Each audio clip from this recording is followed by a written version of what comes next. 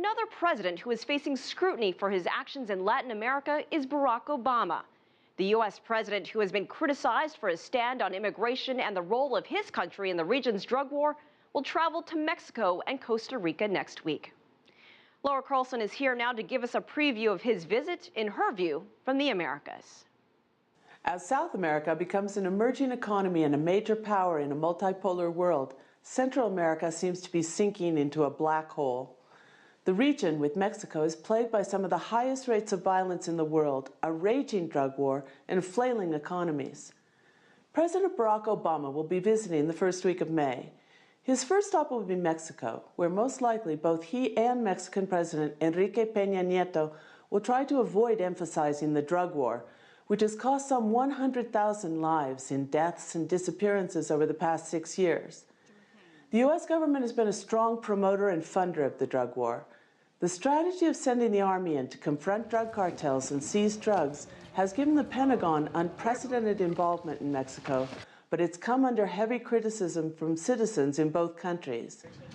Obama hopes to expand the strategy under the Central American Regional Security Initiative as he makes his next stop in Costa Rica for the summit of the Central American Integration System, or CICA, made up of Costa Rica, El Salvador, Guatemala, Honduras, Nicaragua, Belize, Panama, and the Dominican Republic. His messages at the summit will seek to portray a more integral relationship, given complaints that the drug war has eclipsed needed cooperation in poverty reduction, development, education, and health. In recent years, U.S. security aid breathed new life into CICA, a bloc that before existed more in theory than in practice. But it's not exactly one happy family. Tensions between Costa Rica and Nicaragua have flared up again, and the nation's leaders don't see eye to eye on many issues. Each president has an agenda, especially when it comes to their relationship with the United States. El Salvador, like Mexico, will want to see signs that the U.S. government will finally enact immigration reform.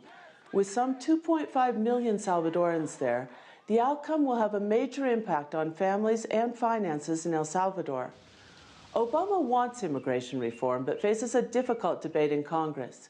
Statements of support, as long as they respect the domestic nature of the debate, could help him consolidate his forces in getting legislation passed.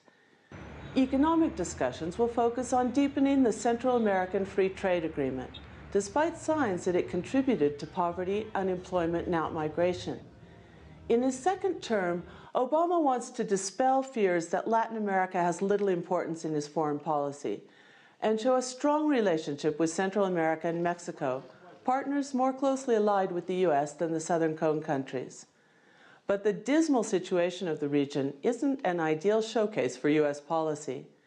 At the summit, leaders will have to stick to declarations of good intentions if they want to put a good face on a region that faces some bad problems. For Americas Now, I'm Laura Carlson. That brings us to the conclusion of our broadcast this week. You can find us on the web at cctv-america.com and on Facebook at cctvamerica.com. Please join us again next week for another edition of Americas Now. See you then.